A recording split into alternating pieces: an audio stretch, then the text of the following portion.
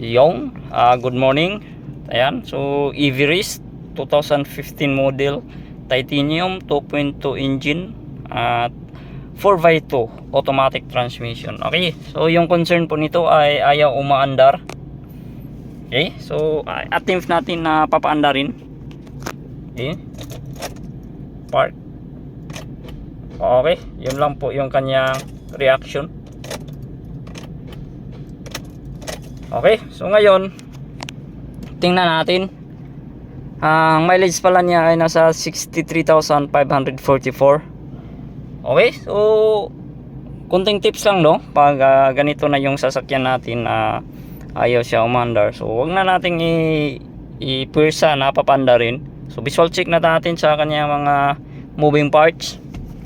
So kunting tips lang, no, pag halimbawa umaandar at mayroon na nag-ilaw dito na oil pressure low, so wag na natin yung papaandarin.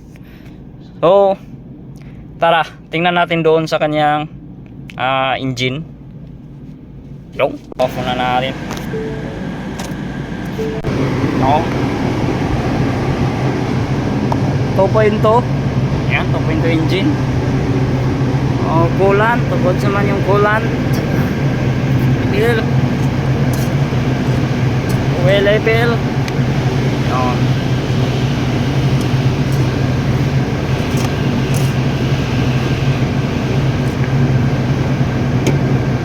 Yan. Yan.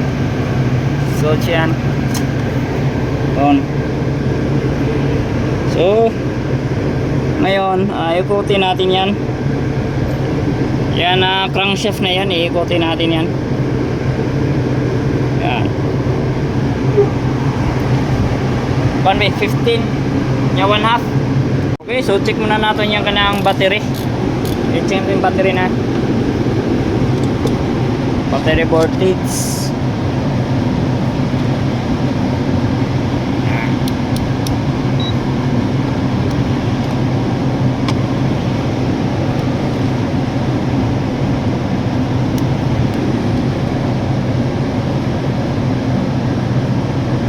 Okay, so good yung kanyang battery. Yan. So wala tayong problema sa kanyang battery. So ngayon, puntahan natin yung kanyang crankshaft. Ikutin natin kung umiikot ba. Ito yung kanyang crankshaft. Yan. Ikutin natin. Yan. Kaya ba? Abot ba?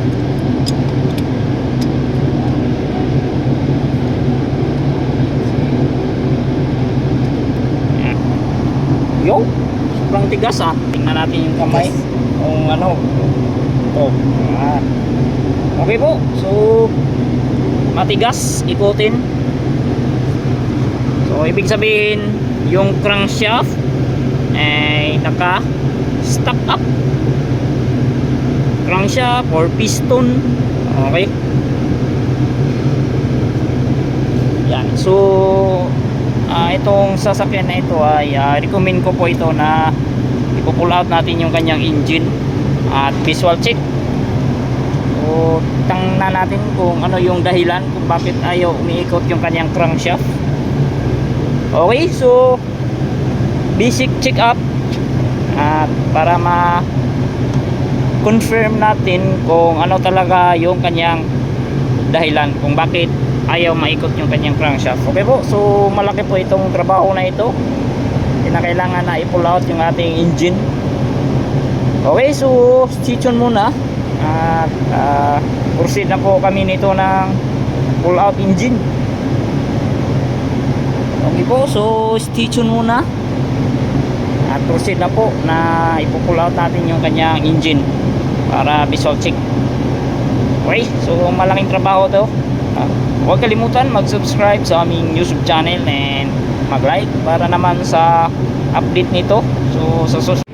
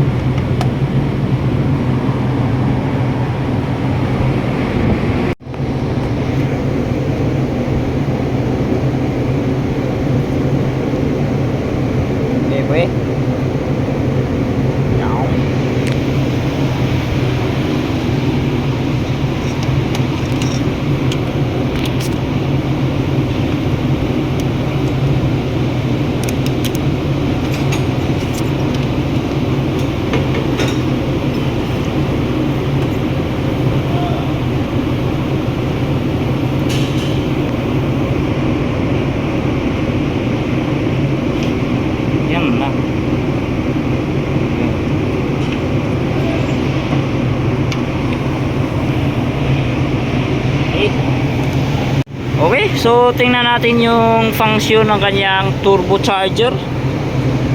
Okay, tingnan natin ito. Yan, so tingnan natin kung malaki na ba yung kanyang flay. So ayan, nakikita na natin na damage na talaga yung kanyang impeller. Yung impeller niya ito, sobrang laki ng clearance. Yan, apektuhan yan. Tanggal eh. Tanggal eh. Yan.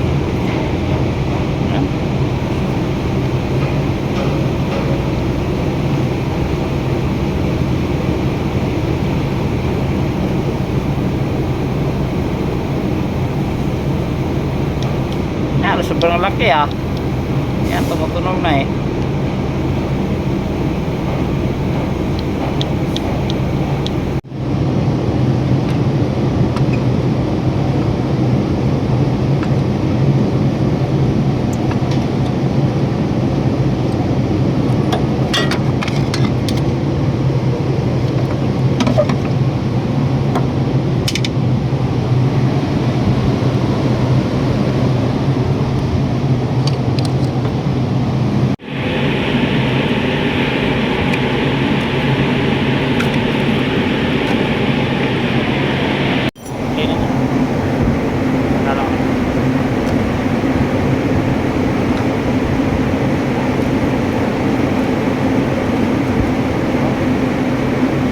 Carbon deposits, yan, kapal.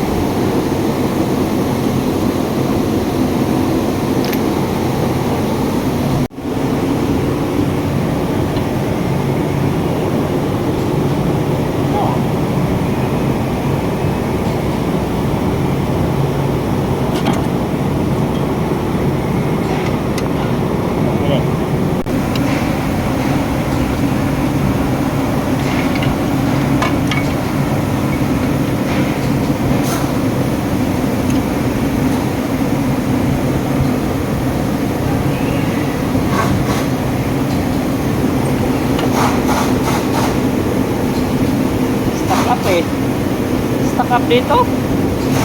Yan. Ayaw maikot eh. So, labas natin. Labas awin eh. Ikot yung kanyang turbo. Dito.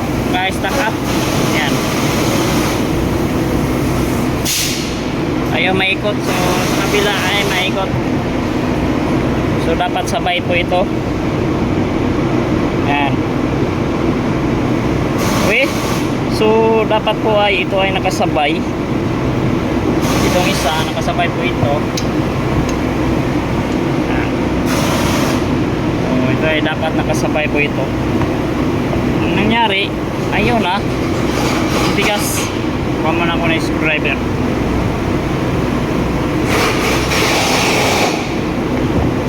Okay. So ayaw na maikot. Yan.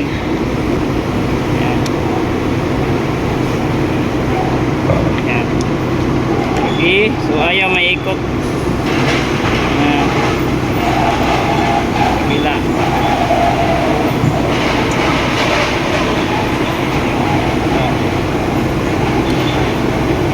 Malaki na yung kanyang clearance. Yan, matanggal na. Matatanggal na eh. Yan, matanggal na. Tanggalin natin. Oh, natanggal. Tanggal na.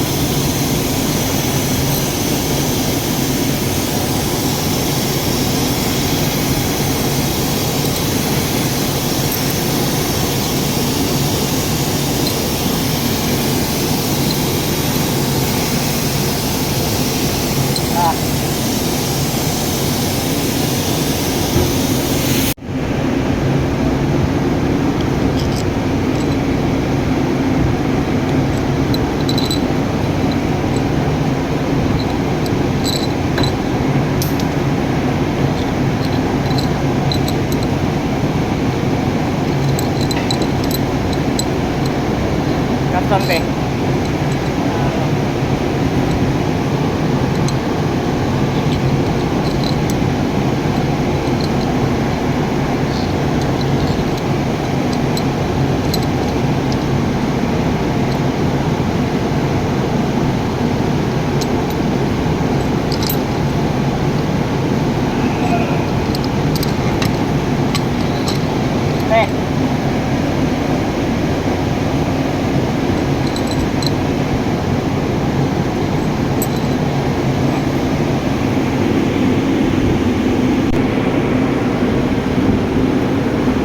Okay. Apply na.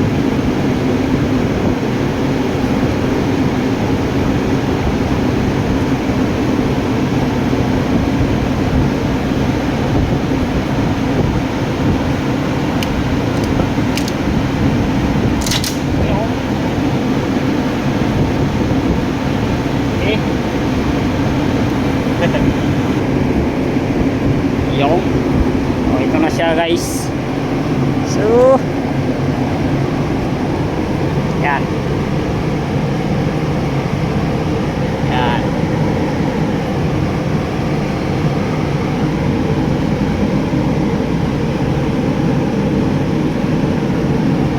Damage yung liner.